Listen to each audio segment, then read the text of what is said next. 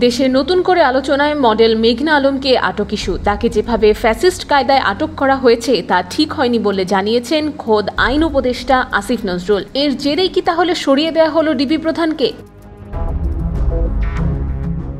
গত শনিবার ডিএমপি কমিশনারের কার্যালয়ে এক আদেশে রেজাউলকে সরিয়ে দেওয়ার সিদ্ধান্তের কথা জানালেও কী কারণে তাকে সরানো হয়েছে তা উল্লেখ করা হয়নি। এর আগেই গত বুধবার রাতে মডেল মেঘনা আলমকে রাজধানীর ভাটারা এলাকার বাসা থেকে আটক করে হেফাজতে নেয় ডিবি।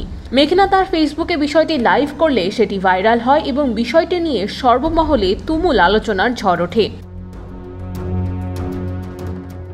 শুরুতে ডিবির পক্ষ থেকে মেঘনাকে তুলে নেওয়ার বিষয়টি অস্বীকার করা হলেও পরদিন বৃহস্পতিবার রাতে সিএমএম আদালতের মাধ্যমে ওই তরুণীকে কারাগারে পাঠায় পুলিশ। বিশেষ ক্ষমতা আইনের বিতর্কিত ধারায় তাকে 30 দিনের আটকাদেশ বা ডিটেনশন দেয়া হয়। গ্রেপ্তারি পরোয়ানা, মামলা বা সুনির্দিষ্ট কারণ না জানিয়ে মেঘনা আলমকে বাসার দরজা ভেঙে ফিল্ম স্টাইলে আটকের ঘটনায় দেশজুড়ে বিতর্ক শুরু হয়।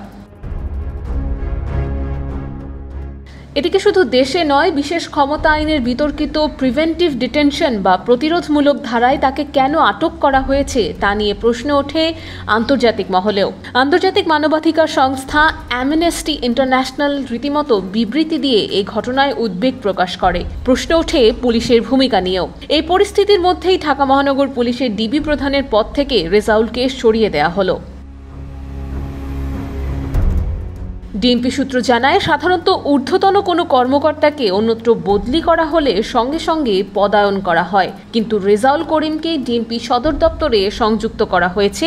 তবে এখন পর্যন্ত তাকে কোথাও পদায়ন করা হয়নি। পাশাপাশি ডিবি প্রধানের পদেও কাউকে পদায়ন দেয়া হয়নি। IBTV USA news desk.